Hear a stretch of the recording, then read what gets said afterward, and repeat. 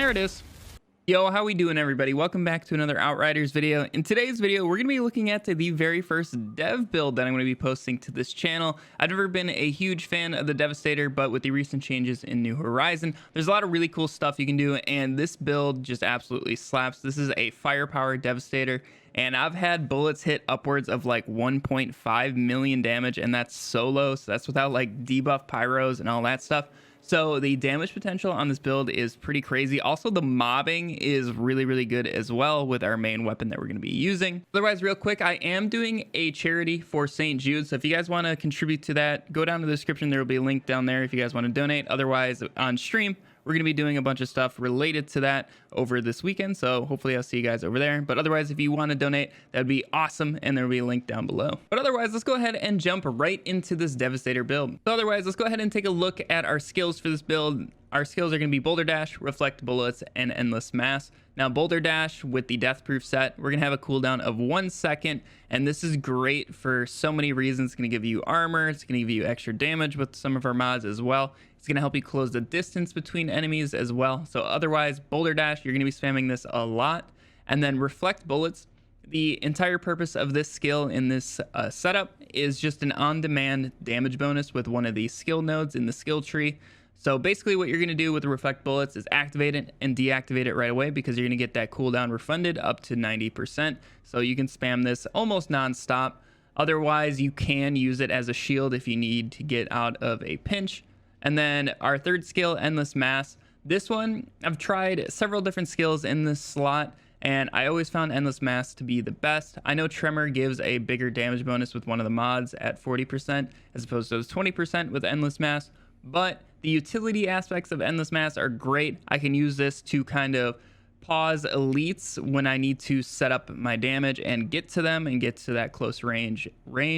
A lot of times like crawlers are stomping, and I will be able to use this at range and then run up to them, and by the time that they're out of Endless Mass and can start fighting again, I can go ahead and kill them in just a couple shots. So otherwise, Endless Mass I think works very well for this build. Now the skill tree is just pure top tree. I'm kind of sad that there isn't anything special we can do. I used to grab Stone Circle just because I think Stone Circle is amazing, but there is a lot more that we could grab by saving these 2 points up here. So we can get some armor pierce, and one skill that I think is incredibly important is increasing your mag size by 50%.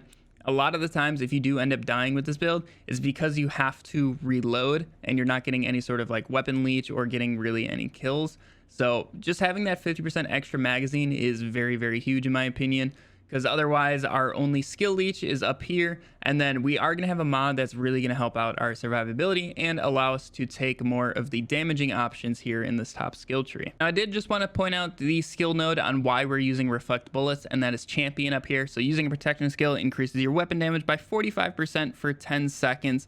And like I said, with Reflect Bullets, you can just spam it on demand and just make sure you always have this active. With a golem, there is a little bit of a cooldown. Obviously, you're going to get a lot more survivability out of cooldown, but I think we have enough already with all of our armor and also the mods that we're going to be using. So otherwise, the Reflect Bullets for on-demand damage is just too key for me. But we will get into that mod in just a moment. But otherwise, looking at our weapons, our main weapon for this build is going to be a Fatal Symbiont with Dark Sacrifice and Ultimate Damage Link. This is what you're going to use most of the time.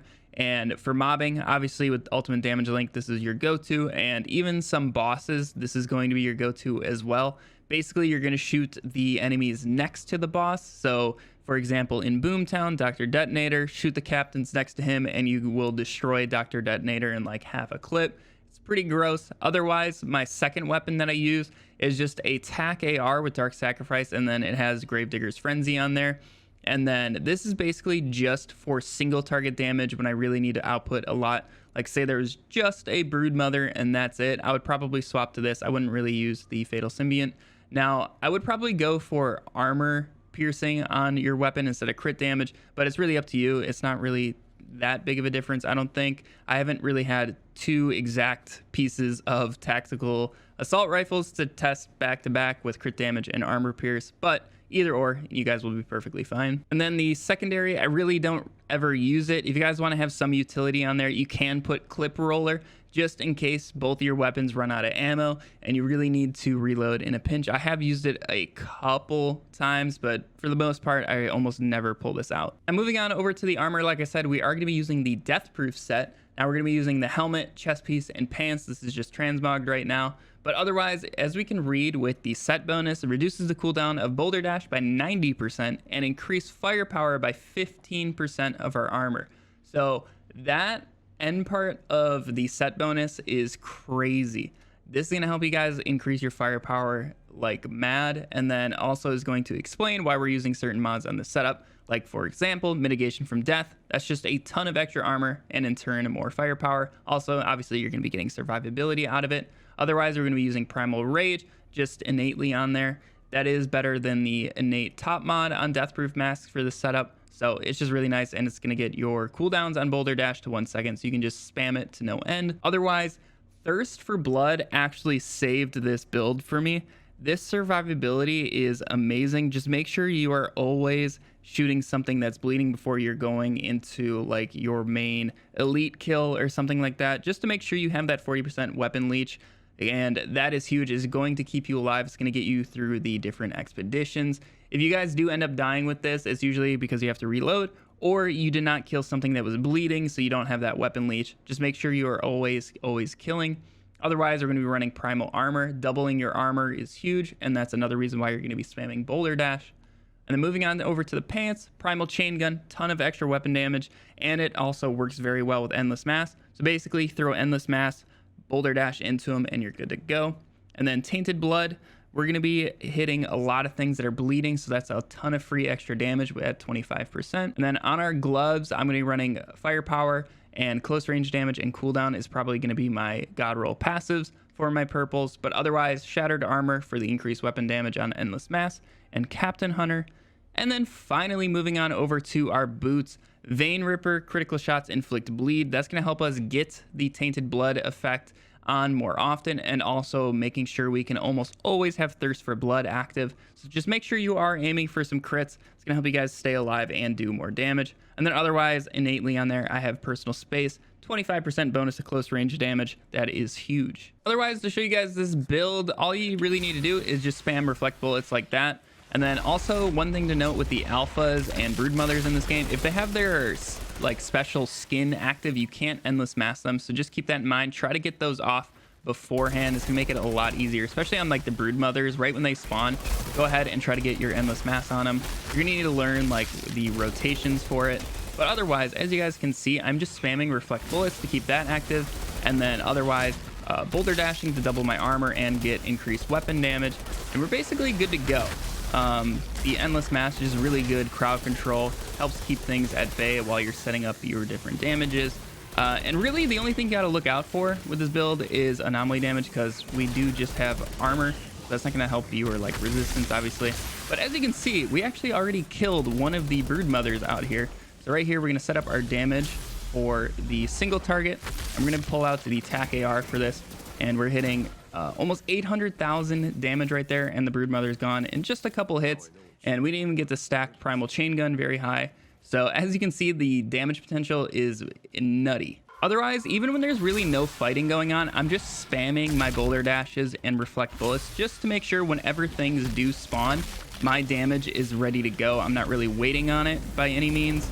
Otherwise, you guys will just have really no issue. Just make sure you kill something that's bleeding. A lot of these aliens like Maulers and that type of stuff are actually pretty hard to crit, so I usually try to melee them just to make sure that they are bleeding. Otherwise, you can get stun locked like this from time to time, because it is Outriders at the end of the day. But that's where Endless Mass really comes in, because I can set up my damage, get ready to go, and just burn this guy. He's gone, and it ended up killing the other one in the process, which is huge. And then one thing you can do to avoid some stun locks is make sure you Boulder Dash like into enemies that you know are about to hit you and knock you back. You're not going to get knocked down in the middle of Boulder Dash. So right there, I'm going to do it on these alphas just to kind of prevent that. And then it allows me to get some space and deal some damage and finish them off. But yeah, otherwise, this build really isn't all that difficult to play. As long as you're killing something that's bleeding, it's going to be very difficult to die unless you're just getting stun locked. But otherwise, endless mass into groups, boulder dash into them, make sure you reflect bullets bonus is always active and that type of stuff, and you're basically good to go. But hopefully you guys do enjoy this setup. Personally, for me, this has made Devastator a ton of fun, and I actually really do enjoy playing this build. It has made Devastator seriously a joy to be playing. Otherwise, there should be some pyro builds here coming up very shortly, so make sure you guys stay tuned for that. Make sure you hit that subscribe button. Otherwise, if you did enjoy the build video, make sure you leave a thumbs up on it. It really does help me out. Otherwise, like I said, make sure you go down in the description, check out that St. Jude link if you're willing to donate. Otherwise, make sure you guys come over to stream, come hang out, all that good stuff. Otherwise, I hope you all have a fantastic day, and I'll catch you all in the next video. See ya.